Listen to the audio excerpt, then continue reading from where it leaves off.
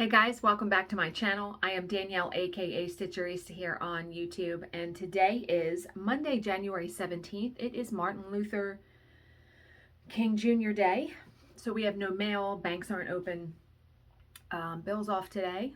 I am too. The only days I'm working this week are Wednesday and Thursday for the arbitration. And then Friday, I actually have to go in for a sonogram on my breast because remember last week I told you I had the mammogram and the doctor was going to do ultrasound.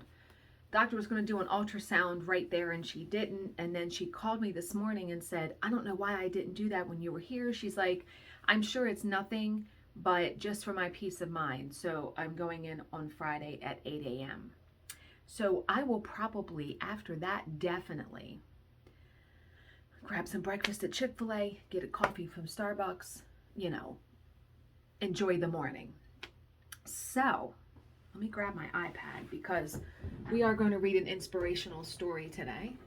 But in big giant news, my chair came. You can see the corner of it right here. So we couldn't give my other chair away. Nobody wanted it. Nobody wanted to buy it. So we're just going to chuck it.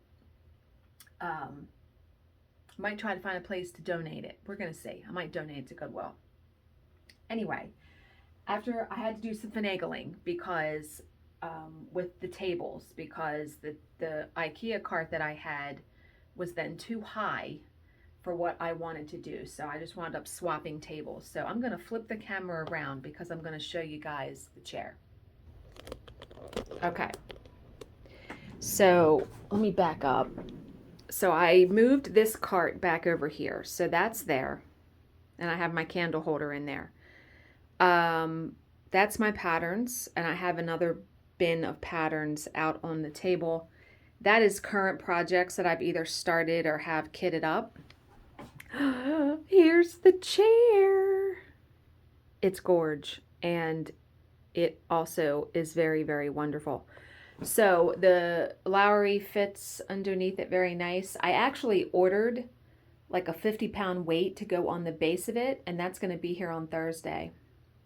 So I'll show you that when that gets here. But then I moved this table back over here because then I can have my glasses holder, my Raycon earbuds, my floss box, and my iPad because I always watch shows. I started watching Yellow Jackets yesterday on Showtime. So good. But yeah, so the chair is orange and it's very velvety. And the footrest that I have fits underneath of it. So that was my point, right? And that the stand, that it slides under there with no problem at all. And it is a little smaller than my recliner for sure, but I fit in it fine. I like it. I love it. I think it looks great in here. Now, I can flip the camera back around. Well, let me show you my progress on, because I stitched yesterday. Bill had a friend over, and instead of taking it off of here, I'm trying to do it where you can't see. Let me try to hold something in back of it. Okay. This is what I got done. So I got done the border and the clouds. Now, you can see this is not the fabric. That is not the fabric that I had originally picked. So I'm going to flip us back around because we're going to chat for a second. So I sat down yesterday to stitch. Like I said, Bill's friend came over and they were out there in his shed from like 9 a.m. until almost 3 o'clock. So I had a good bit of time to stitch and do whatever. And I had originally picked 18 count Aida. And then when I started stitching the white, I swear I am so funny about making sure that white shows up when it is a dominant color in the pattern. And it wasn't showing up. I said, I can't keep stitching on this because it's just not going to look right. So I only have 2 other pieces of 18 count Aida. I have stuff on order, but for what I currently have, I only had 2 pieces and they were light. It wouldn't have worked. So I'm like, all right, So I'm looking through my Ada, 14 count Ada that I have, and I really didn't see anything. Like, I try to go, believe it or not, unless I have really something in mind, I try to go with what like is the background for the model that they stitched. And the model looked like a brownish beige something. And I thought, oh, I'm like, well, let me look in. I have like a whole bin of like Joblin and Even Weave and stuff. And that is actually 28 count. I think it's coffee Joblin. I think. It wasn't labeled, so I don't know. But I forgot how much I like stitching on Joblin. So that is what I'm stitching on, and it's working out great. Okay, so the Q-snap thing. You guys had some really, really great ideas about the Q-snaps.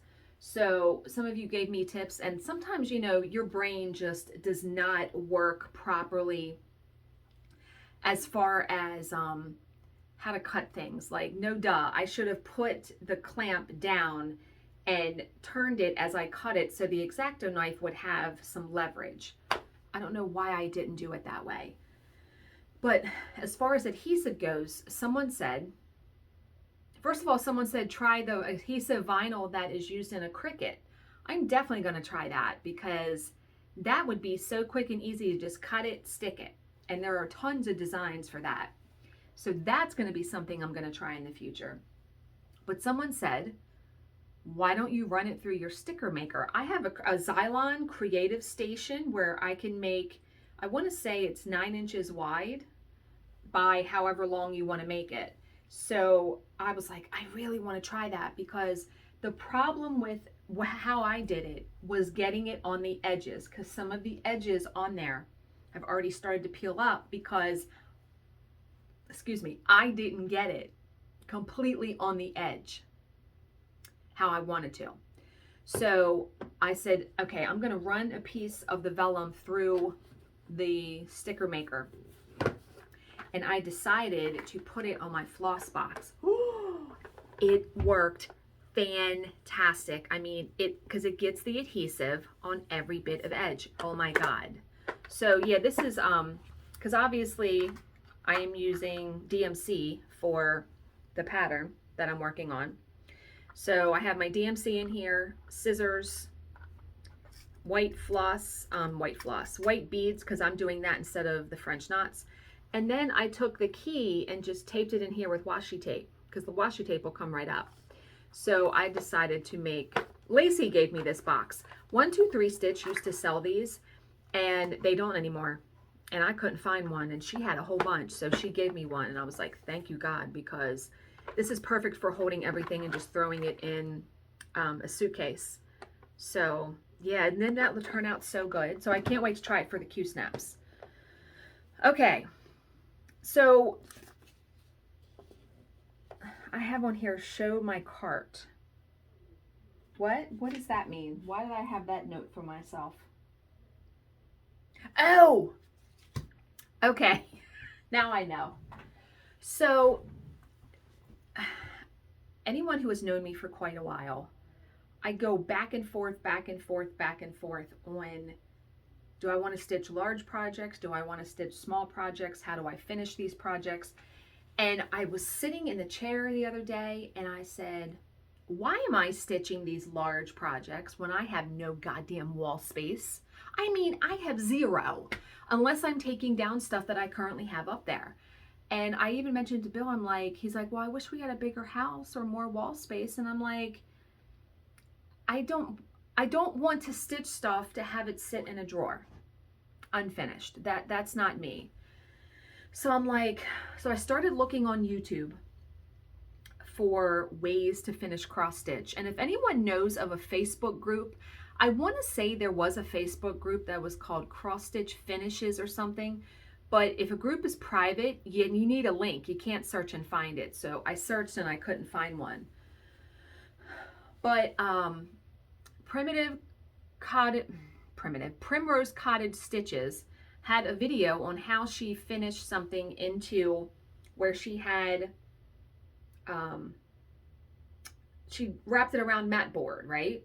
So she had fabric, another board of fabric, and then the stitched piece. And it was so cute. And she put ribbon on the back, and she used hot glue for everything. She put ribbon on the back, and then she hung it up. And I thought, okay, here's what I'm going to do, or at least what I want to attempt to do. I need to stop putting huge limits on myself because I change my mind and then I don't do it.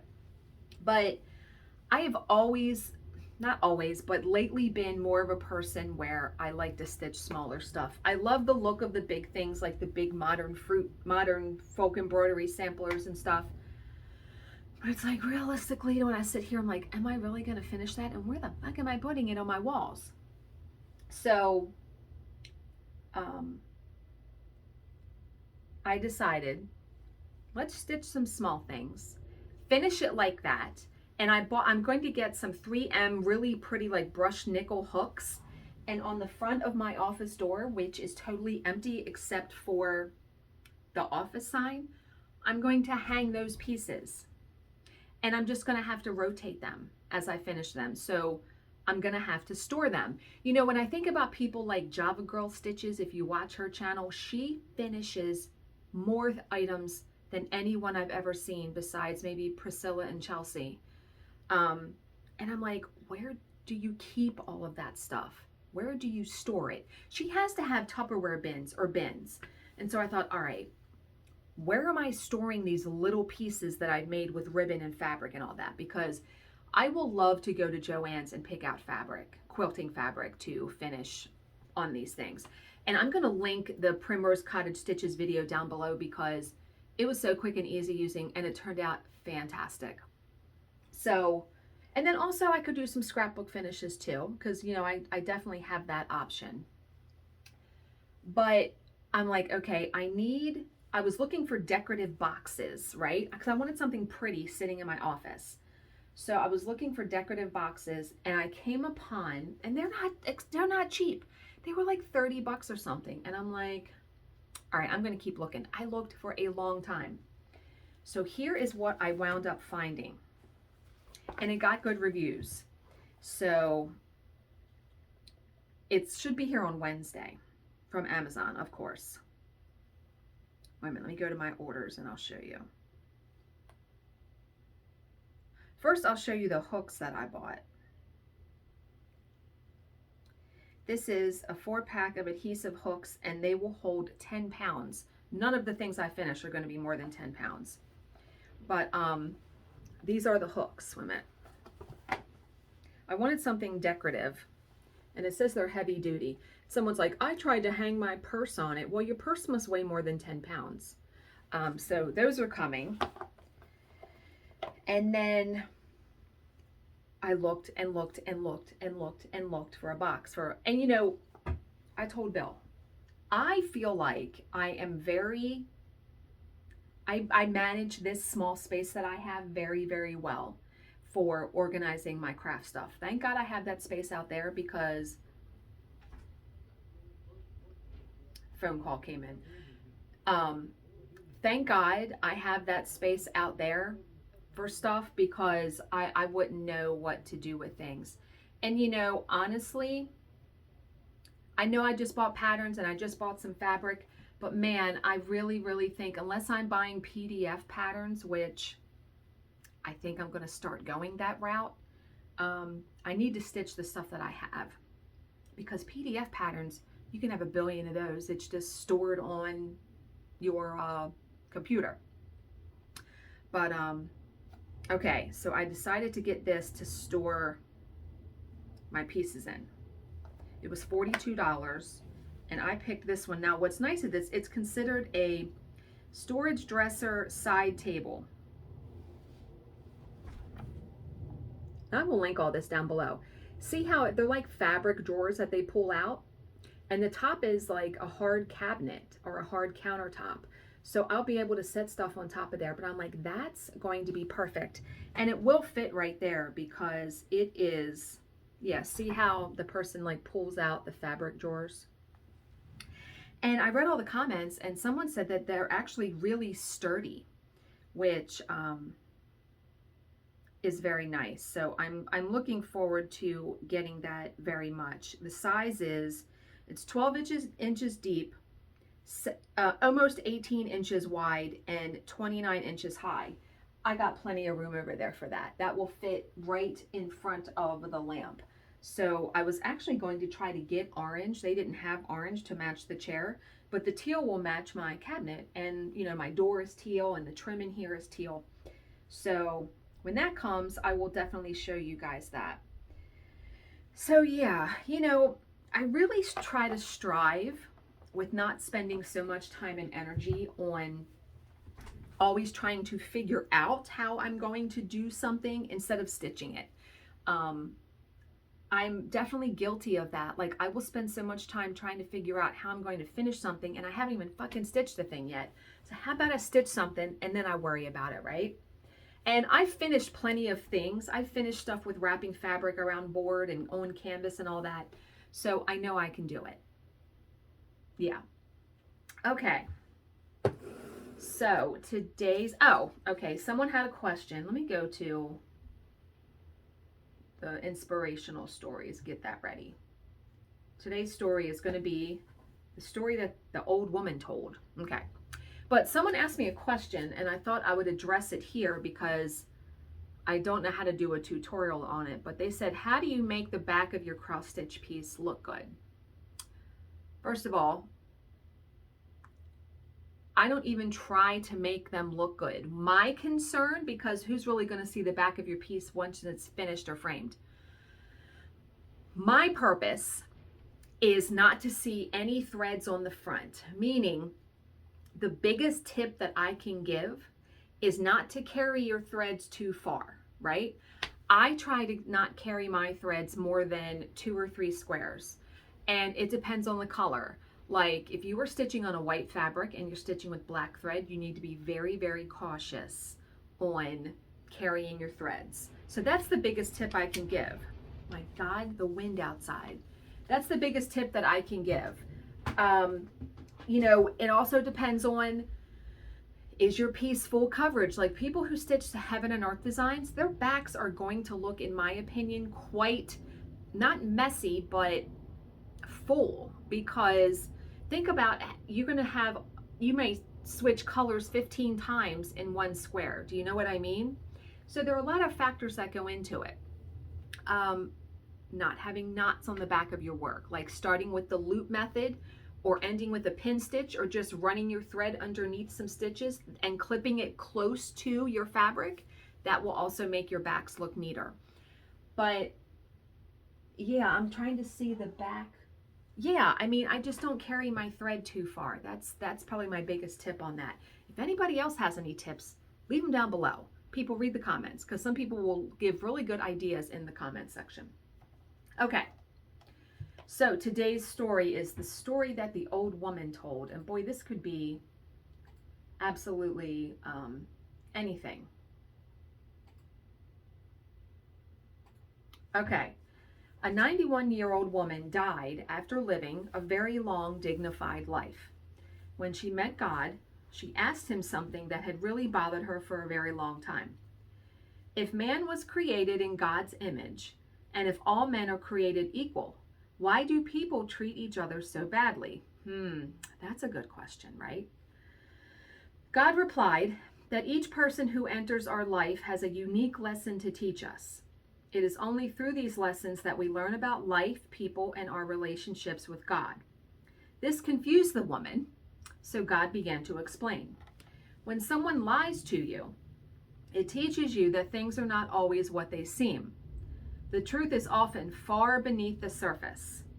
Look beyond the masks people wear if you want to know what is in their hearts. Remove your own masks to let people know who you really are. When someone steals from you, it teaches you that nothing is forever. Always appreciate what you have. You never know when you might lose it. Never take your friends or family for granted, because today and sometimes only this very moment is the only guarantee you may have. When someone inflicts injury upon you, it teaches you that the human state is a very fragile one. Protect and take care of your body as best as you can. It is the one thing that you are sure to have forever. When someone mocks you, it teaches you that no two people are alike. When you encounter people who are different from you, do not judge them by how they look or act. Instead, base it on the contents of what is in their hearts. When someone breaks your heart, it teaches you that loving someone does not always mean that the person will love you back. But do not turn your back on love, because when you find the right person, the joy that one person brings you will make up for all of your past hurts times 1,000-fold. When someone holds a grudge against you, it teaches you that everyone makes mistakes. When you are wronged, the most virtuous thing you can do is forgive the offender without pretense. Forgiving those who have hurt us is often the most difficult and painful of life's experiences, but it is also the most courageous thing a person can do. When a loved one is unfaithful to you, it teaches you that resisting temptation is man's greatest challenge. Be vigilant in your resistance against all temptations. Oh, that is easier said than done, right? By doing so, you will be rewarded with an enduring sense of satisfaction far greater than the temporary pleasure by which you were tempted. When someone cheats you, it teaches you that greed is the root of all evil. Aspire to make your dreams come true, no matter how lofty they may be. Do not feel guilty about your success, but never let an obsession with achieving your goals lead you to engage in malevolent activities. When someone ridicules you, it teaches you that nobody is perfect. Accept people for their merits and be tolerant of their flaws. Do not ever reject someone for imperfections over which they have no control. Okay, so upon hearing the Lord's wisdom, the old woman became concerned that there are no lessons to be learned from man's good deeds. God replied that man's capacity to love is the greatest gift he has. At the root of kindness and love, and each act of love also teaches us a lesson. So the woman's curiosity deepened. And God once again began to explain. When someone loves us, it teaches us love, kindness, charity, honesty, humility, forgiveness, acceptance, and all of these can counteract all of the evil in the world. For every good deed, there is one evil deed. Man alone has the power to control the balance between good and evil, but because the lessons of love are not taught often enough, the power is too often abused. Wow, okay. When you enter someone's life, whether by plan, chance, or coincidence, consider what your lesson will be. Will you teach love or a harsh lesson of reality? When you die, will your life have resulted in more loving or more hurting, more comfort or more pain, more joy or more sadness? Each one of us has the power over the balance of the love in the world. Use it wisely. So do not miss an opportunity to nudge the world scale in the right direction. So many little lessons in that one, right? It is sometimes so very hard, though, to impart those kinds of things when people are treating you very badly. All I can say is do the best you can, right? Okay, so 2 more things and then we're done for today. I received a mug in the mail that I ordered because I saw it on Stitching Joanne's Instagram. I got this from a store on YouTube, Etsy. So I will link it down below. You can customize it. So it says my channel name and subscribe. Very cool, right? Yeah, I absolutely love that. I want to say it was $15, and they put it on both sides, which is nice. So I will link that down below. And then finally, today's entry for unfucking ourselves in 2022. This is a long one for today. So the reason you keep running into the same problems in life is because you are always engaging with them from the same angle. That's a good one. You have become so obsessed with trying to fix the problems from this particular view, you have forgotten your ninja power. You can shift your angle on it. You can stand in a new place and look out and handle life from there. It's all about perspective. It's about having a different perspective on something. And, you know, it's amazing how someone else can view your problem very differently than you. But yeah, sometimes you have to sit and look at something in a different way. Easier said than done, of course, but I like that. Yeah. Okay, guys. I'm going to end it here. I hope you all are having a great Monday, and if you're off for the holiday, that you are having a good day too. As always, if you have any questions, please leave them in the comments section below, and I will answer them to the best of my ability. Thank you so much for watching and subscribing, and I will see you in my next video. Bye, guys.